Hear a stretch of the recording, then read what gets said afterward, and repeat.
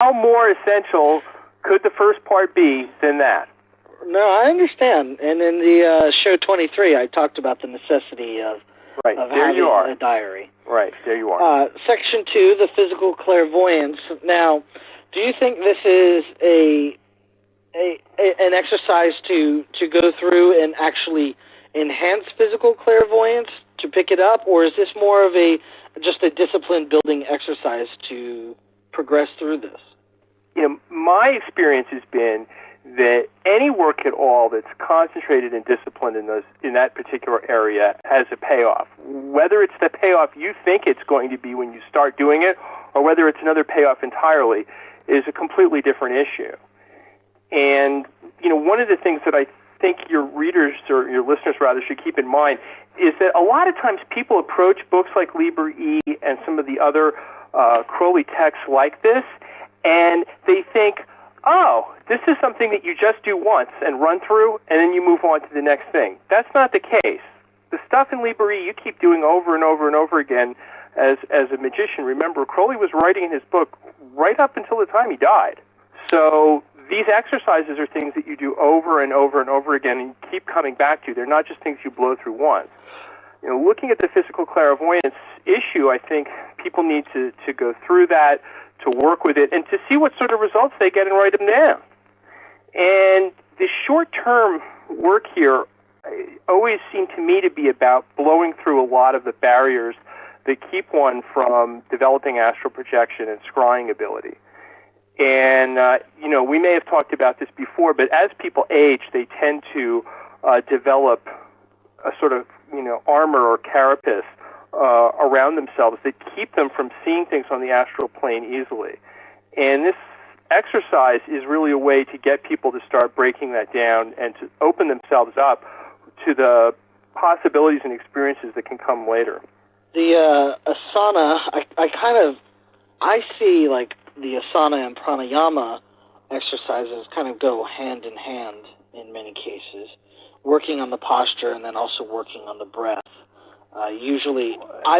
My yoga teacher said that the yoga in the AA stuff is what separates the men from the boys. And if you want to be non-sexist, you can say the children from the adults. And the yoga material is very hard. It's just very hard to do. And very few people in the OTO ever get anywhere with it. They don't have the discipline for it. They can't do it. They don't get good advice, which actually is just pretty simple. And they fail. And their magic is pathetic and most of the time a miserable failure because they just never are able to work with the yoga. So there's no way around it. If you're really going to make a sincere effort to advance as a magician, you're going to have to do the yoga. Mm-hmm. And you're going to have to do it, I think, in the way he's talking about, which is very, it's not easy, not a piece of cake, not as hard as some people think, but definitely not an easy thing to do. Right. And again, this is to build discipline.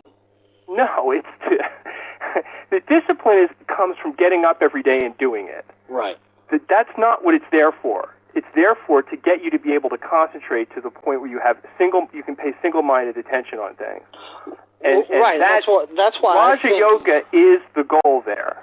Right, and that's why I think it goes from asana to pranayama to the dharana. I mean, right.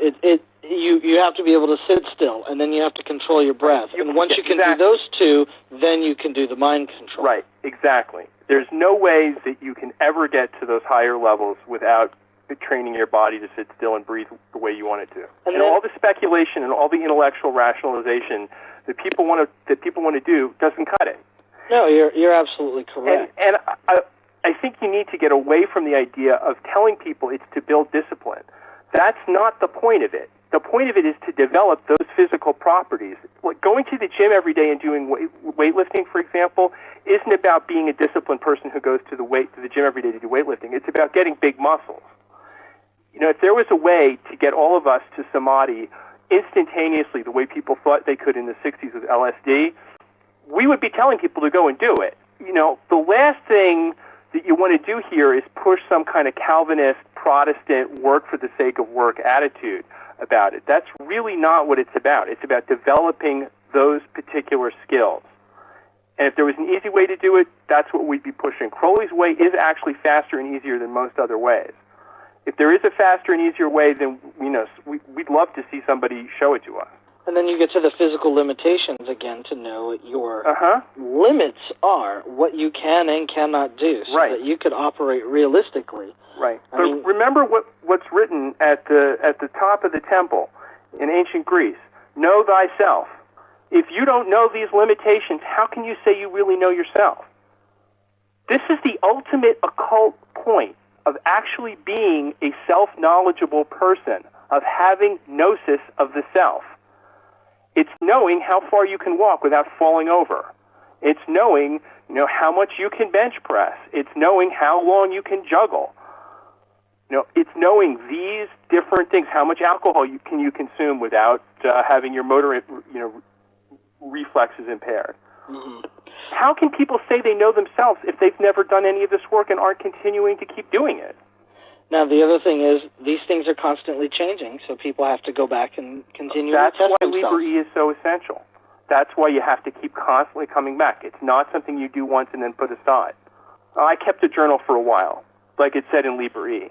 I did the clairvoyant exercise, people will say. That's not it.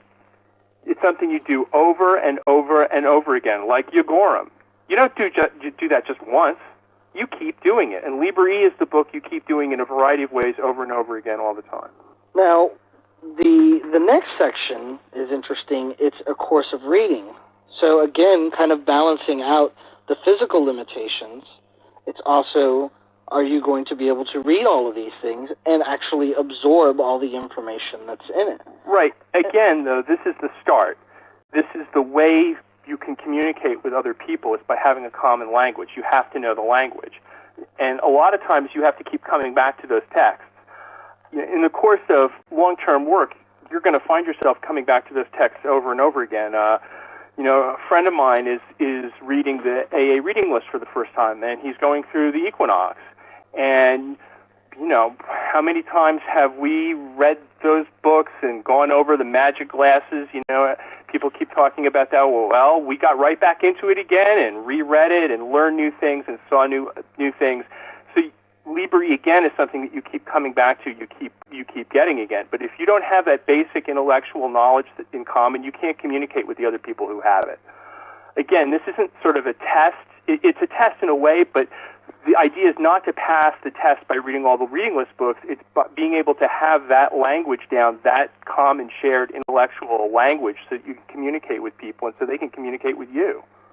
Right. We were just talking about the Gunas the other day, and if somebody hadn't read the Bhagavad Gita, they wouldn't know what that is. No. If they hadn't read that book, they would in no way have understood your point regarding those things, which was great, by the way, which was terrific. You could do a whole podcast on that. It was absolutely one of your best pieces. But right, it was essential. And I guarantee you, the people reading that post that were ignorant of the AA reading list never got the point of it at all. They never saw the higher point you were making there. Well, they can kid themselves that they did, but they didn't. No, I understand, and we don't want to dwell on that since a lot of people haven't read it. But the whole point that I wanted to bring this up is that there's this romantic aspect of doing ceremonial magic where people dress up in the robes and they get their altar all decked out, and they get, they do these barbarous names and all of these Deosil and Widdershins and all of these sigils and all these things. But actually sitting down in a particular asana and being able to sit down for 30 minutes, that's real important magical work. Right, but Crowley himself points out that both the ceremonial and magic and the yoga complement each other. What you're talking about is sort of the over-reliance on the dramatic ritual, the over-reliance on the showmanship or on the parading or on this ceremonial magic as a distraction. And that's a perfectly legitimate criticism, but the ceremonial magic only has import if you also do the yoga. And the yoga is enhanced by the work that you do as a ceremonial magician. The two of them are not at all necessarily need to be kept distinct from each other. No, I agree. I see a lot of people neglecting. He welds those two things together. Do you have anything else you want to add? You've run through the whole list, right? That's it. Yeah, the reading list stuff is at the end. The thing that people really, really need to pay attention to here is that, and it's really worth repeating, is that this is stuff that you have to keep doing. We run into people all the time who pick this stuff up once, gave it sort of a pass. The people who make real progress over the long term are the people who keep coming back to this, who keep doing it, who keep working the system, and they see how Liber E unfolds into the rest of the everything Crowley wrote in the whole rest of the AA system. The AA system itself really is Liber E extended out into other areas, but if you just come back to that, that's where it is. And the reality is, I mean, I know right now I can't sit in the asanas for the lengths of periods of times that I could before because I have gotten slack about it and I haven't been keeping it up, so I can't do it, and these are the kind of things that if you don't keep doing it, you actually fall behind.